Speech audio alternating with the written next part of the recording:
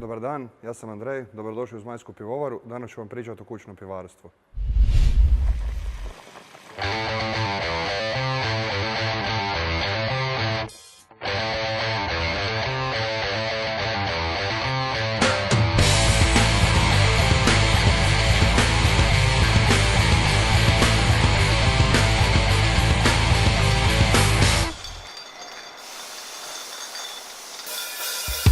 Homebrew, odnosno kućno pivarstvo, je najljepši hobi na svijetu.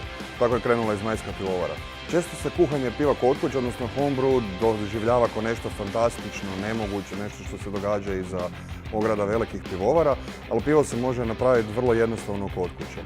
Normalno je da se napravi vino, normalno je da se napravi rakija, zapravo je jednako jednostavno napraviti i pivo. Kod kućnog kuhanja piva vrlo je bitna higijena, vrlo je bitna tehnika, samo igranje sa receptima dolazi kasnije. Za kuhanje piva kod kuće, sistemi koji se koriste mogu biti vrlo jednostavni. Može to biti jedan najobičniji lonac ili relativno kompliciraniji sistem poput ovoga ovdje. Ovaj sistem sam sastavio prije 7-8 godina za kuhanje kod kuće, sada služi kao pilot sistem u Zmajskoj pivovari za testiranje novih recepata. Postoji nekoliko načina kuhanja piva kod kuće. Jedan je kuhanje iz ekstrakta, odnosno iz hmeljene, ugušene sladovine. To je najjednostavniji način. Ta sladovina se samo treba rastopiti u toploj vodi i ubaciti kvasac za fermentaciju.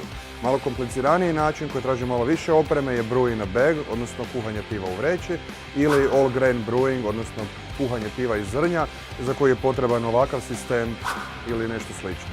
Sam proces kuhanja za all grain, na primjer na ovom sustavu, počinje sa ukomljavanjem, znači mljeveno zrnje se pomiješa sa toplom vodom, dolazi do faze saharifikacije, nekakvih sat vremena, zatim se komina cijedi, dobiva se bistra sladovina koja se u loncu ovom kuha se sa hmeljem koji će dati aromu i gorčinu i nakon toga se obavlja hlađenje i pivo ide u fermentaciju.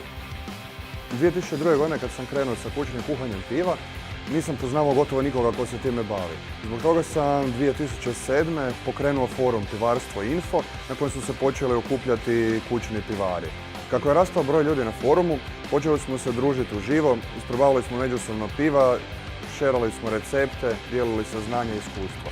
Sa vremenom pojavila se i želja da organiziramo natjecanja. Prije samog natjecanja se organizira i škola za suce da bi odškolovali nekakvih 20-ak sudaca koji većinom dolaze iz redova kućnih pivara.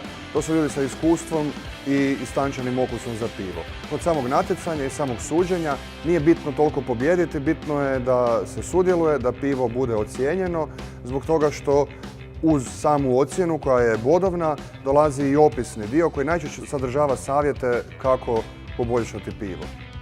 Prilikom ocjenjivanja piva ocjenjuje se nekoliko stvari. Prvo od njih je sam izgled piva, kako izgleda pivo u čaši, znači boja, pjena i postojanost iste. Zatim miris piva, okus, tekstura i na kraju opći dojam se dobiva. Proglašenje pobjednika i zadnji dan ocjenjivanja je zapravo veliki tulum kućnih pivara gdje se skupi oko 500 do 600 pivara te razmjenjuje iskustva i mogu se isprobati mnogi kućni uradci. Kao i u svijetu, i u Hrvatskoj se zapravo craft scena formirala iz redova kućnih pivara. Mnogo nas je svoj hobi odlučilo pretvoriti u posao, tako da evo od početka ovdje imamo novu rundu, varionicu, Zmajsku pivovaru i mnoge druge. U idućoj epizodi Mladen će vam reći nešto o povijesti craft pivarstva. Živjeli!